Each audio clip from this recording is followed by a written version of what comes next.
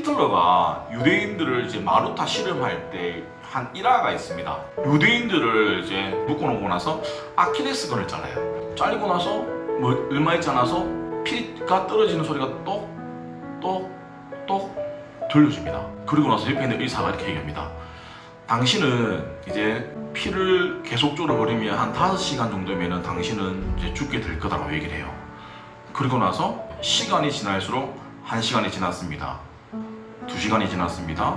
이렇게 얘기를 해요. 그런데 진짜로 5시간 딱 되어지면 그때부터 사람이 숨이 막 가빠진대요. 가빠지고 나서 거진 5시 딱 되는 그 타이밍에 다 죽는다라는 거예요. 근데 반전이 뭐냐고 하면 사람이 아킬레스건을 끊을 때에 정말 미미하게 자른대요. 그러니까 떨어지는 거는 피소리가 아니고 물소리예요. 물소리를 딱 듣는데 사람은 이제 서있어 모르니까 내가 이제 피가 빠져나가는가 보다. 시간이 5시간이 죽는다고 하니까 5시 다 돼가네. 그러니까 내 말이 내 삶을 그러니까 신체적인 것들을 핸들링 한다라는 거예요. 그래서 실제로 죽을 일이 아닌데도 불구하고 죽는다라는 거예요. 그게. 자, 이 얘기를 들으면서 내가 정말 우리가 어떤 생각을 하고 어떤 말을 하는지가 너무너무 중요하다라는 것들을 우리가 기억하셔야 됩니다. 특별히 성도는 어디에 우리의 귀가 열려 있어야 될까요? 말씀이라는 거예요. 우리가 의도적으로라도 영적인 것에 노출이 되어지려고 우리가 준비를 하셔야 돼요. 은혜가 있는 곳에는 사단이 같이 역사를 하는 거예요. 내가 주의를 하러 왔을 때는 분명히 사단은 우리가 하나 되어지지 못하게 하고 우리가 자꾸 이게 분란이 일어나게 만들 거예요. 그런데 믿고 맡기셔야 돼요. 오늘 본문에 보면 이제 두 지파 반에 대해서 소개를 합니다. 루벤과 gad과 므낫세 반지파인데 모세가 이제 출애굽하고 나서 막 전쟁 들어가가지고 가나안 땅에 땅 분배를 했을 때 이미 이 사람들은 이 지파들은 땅을 분배를 받았어요. 요당 동편이 이미 땅을 분배 받았고 그리고 나서 분배 받았지만 모세가 이제 같이 전쟁을 하러 가자라고 했을 때 이 두 지파 반들이 함께 전쟁이 되어집니다. 그리고 나서 모세가 죽고 나서 여호수아가 바뀌어졌음에도 불구하고 계속적으로 말씀을 잘 지켰던 지파였는데 이제 전쟁이 이제 막바지에 끝나가지고 여호수아가 이 두 지파 반을 불러가지고 그동안 너네들 너무너무 수고했다. 그리고 이제 너네들이 분배해준 그 땅에 돌아가서 가족들과 함께 살아라라고 얘기를 합니다. 그리고 나서 그들에게 딱 당부를 하는데 모세가 명한 여호와의 율법과 명령을 지키라고 얘기하는 거예요. 근데 이 두 지파 반은 끝까지 신실하게 약속을 지키는 거예요. 보세요. 전쟁하러 갔다라고 하면 그 뒷면에는 내가 죽을 수도 있다라는 거예요. 근데 이 지파 사람들은 끝까지 함께합니다.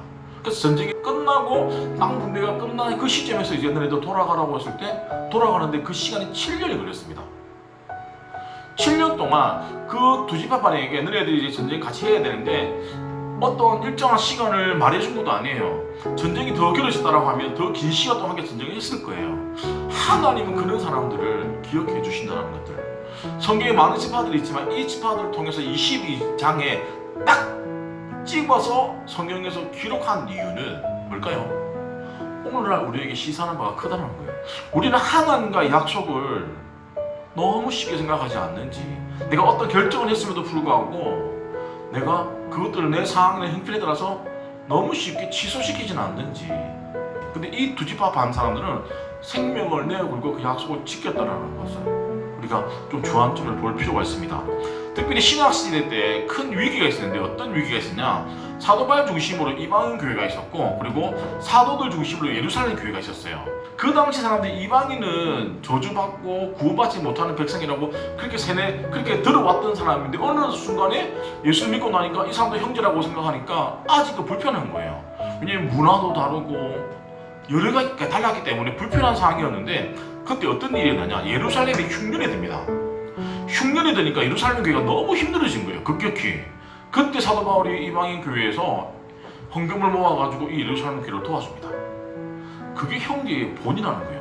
그러고 나서 어떤 일이 일어나냐고 하면 그 전에는 예루살렘 교회 중심으로 복음이 전했었다고 하면 이제는 그 사건 이후로 이방인 중심으로 세워진 그 교회가 본격적으로 복음을 전하게 되어지는 기회로 바뀌어져 버린다는 거예요. 결국에는 자기밖에 모르는 사람은 절대로 성공할 수가 없다는 거예요. 그러면 말씀에 순종했을 때 어떠한 일이 일어나느냐. 자, 모세가 명령한 것을 다 지켰다는 거예요. 지킨 게 아니고 다 지켰고, 그리고 내가 너의 이름 요수아입니다. 요수아가 명령한 모든 일에 너희가 내 말에 뭐했다? 순종했다는 거예요.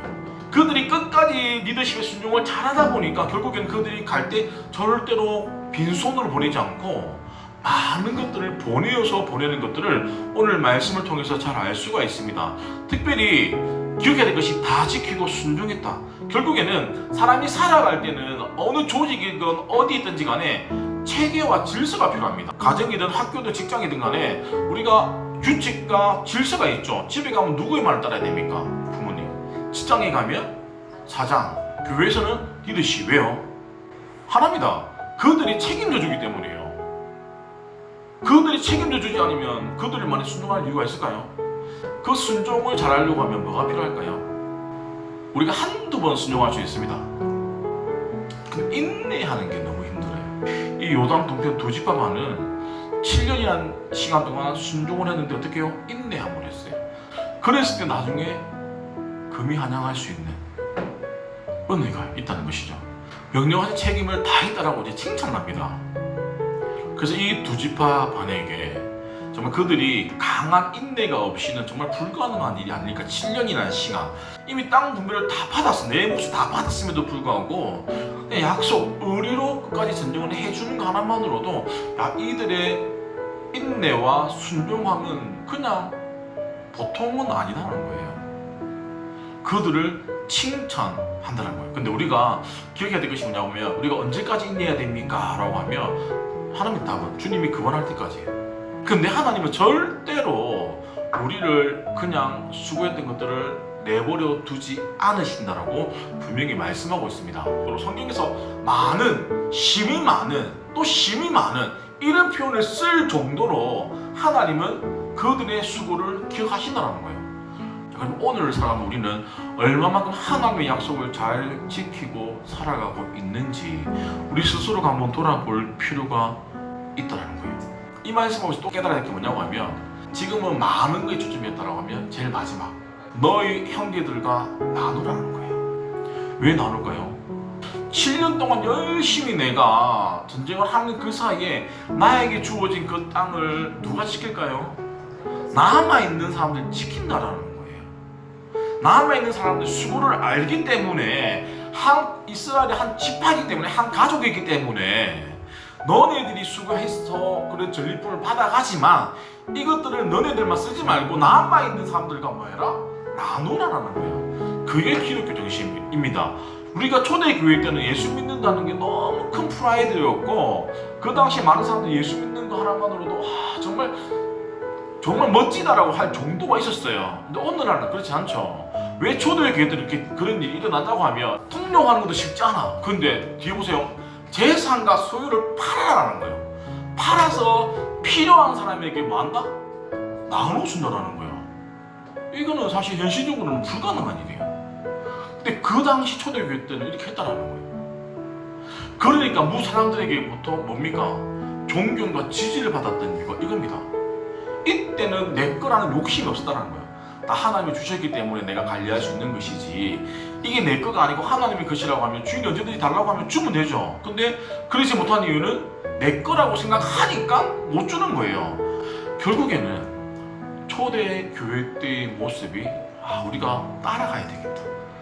물론 내가 진짜 구제를 위해서, 내가 어려운 사람을 위해서, 우리 가족을 위해서 지키는 것도 중요하지만 나눔의 공동체가 너무너무 필요하다. 그래서 구약 이스라엘 백성들의 모습을 보면서 나누어주는 것이 결국에는 그게 성경이 우리에게 원하는 것들. 오늘날 초대교회처럼 교회가 어려운 사람들 위해서 나누어주고 막 이렇게 한다라고 하면 사람들의 시선에서는 어떨까요? 달라지지 않을까요? 이 얘기만 마칠게요. 어떤 권사님이 목사님한테 찾아와가지고, 목사님 우리 교회가 긴급하게 재정을 보통 교회들 보면 긴급 재정을 좀 모아놓거든요. 특별히 예상하지 못했던 지출하려고. 그래서 혹시 그 금액을 좀 우리가 구제를 위해서 쓸 수 있냐라고 물어봤어요. 그래서 목사님이 권사님 왜 그러시냐라고 하니까, 그래, 제 주위에 월세를 못 내가지고 지금 쫓겨나게 생긴 사람이 있다라는 거예요. 근데 그분은 교회를 다니지 않는데요. 그래서 목사님 그러면 교회가 얼마인지 모르겠지만 좀 도움도 좋겠다라고 생각해서 물어봤대요. 권사님이. 권사님인데 그분을 어떻게 아십니까? 라고 물어봤어요. 그 권사님이 뭐라고 했냐고 하면 세입자라고. 그게 오늘날 우리 민낯이라는 거예요. 그래서 우리가 나눔의 정신을 보여줘야 된다.